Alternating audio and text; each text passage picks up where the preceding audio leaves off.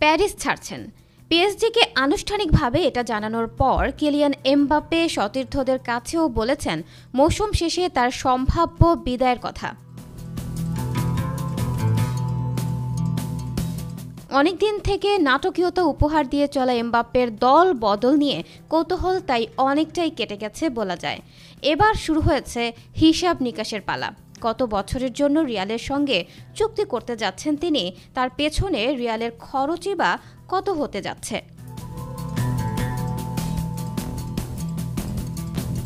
একটা বিষয় আগেই নিশ্চিত হয়েছে, এমবাপ্পেকে পেতে কোনো ট্রান্সফার ফি দিতে হচ্ছে না রিয়ালকে। এই মৌসুম শেষে পিএসজির সঙ্গে চুক্তির মেয়াদ ফুরাবে তার, তখন তিনি হয়ে যাবেন মুক্ত খেলোয়াড়। এ কারণে রিয়াল তাকে পাচ্ছে বিনা ট্রান্সফার ফিতে। তবে বেতন আর নানা রকমের ভাতার পেছনে তো খরচ আছেই।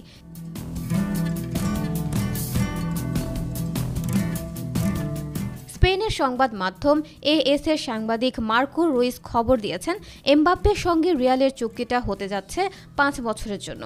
এ 5 বছরে সব মিলিয়ে ফরাসি তারকার পেছনে রিয়ালের খরচ হবে 50 কোটি ইউরো।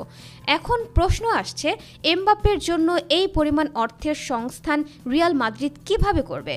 পিএসজি তারকাকে দলে ফেরালেও যাতে আর্থিক সঙ্গতি আইনে ব্যত্যয় না ঘটে সেজন্য অসাধারণ এক পরিকল্পনাই করে রেখেছে রিয়াল। 5 বছরের জন্য ফরাসি তারকাকে বড় অঙ্কের সাইনিং বোনাস আর মোটা অঙ্কের বেতন দেবে সান্তিয়াগো বার্নাব্যুর ক্লাবটি। সব মিলিয়ে যে 50 কোটি ইউরো খরচ হবে, এর 1,28,00,000 ইউরো রিয়াল নগদ খরচ করবে আর ঋণ করবে 2,65,00,000 ইউরো।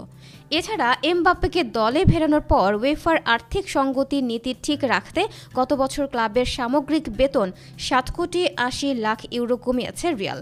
এর সঙ্গে বার্নাব্যু স্টেডিয়াম থেকেও আগের তুলনায় আয় বাড়বে বলে দেখিয়েছে তারা।